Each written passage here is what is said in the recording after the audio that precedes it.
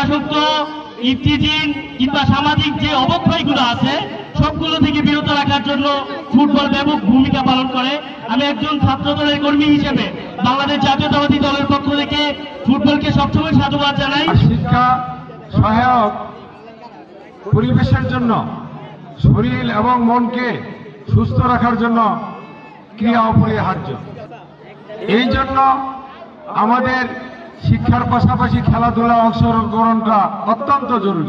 নরসিংদীতে অগ্রণী পাঠাগার ও যুব কল্যাণ সংঘের আয়োজনে তারুণ্যের ফুটবল টুর্নামেন্টের জমকালো উদ্বোধন। নরসিংদী থেকে মেহেদী হাসানের তথ্য, ভিডিও চিত্রে বিস্তারিত। নরসিংদী সদর উপজেলার নজরপুর ইউনিয়নে শুরু হয়েছে তারুণ্যের ফুটবল টুর্নামেন্ট 2025।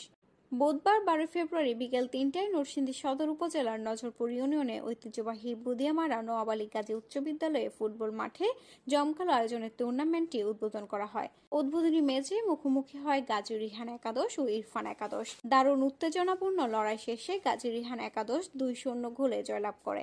ম্যাচের সেরা খেলোয়াড় নির্বাচিত হন গাজী রিহান একাদশের 9 নম্বর জার্সি পরিহিত খেলোয়াড় জুনায়েদ।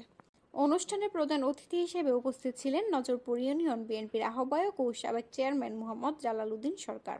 সভাপতিত্ব করেন অগ্রণী পাঠাগার ও যুব কল্যাণ সংঘের সভাপতি মোহাম্মদ মুমিন সরকার এবং সঞ্চালনা করেন সাধারণ সম্পাদক মোহাম্মদ শাহিন সরকার। বিশেষ অতিথি হিসেবে উপস্থিত ছিলেন নরসিংদী জেলা ছাত্রদলের ছাত্র নেতা ও ম্যারাথন চ্যাম্পিয়ন সাব্বির ভুঁইয়া।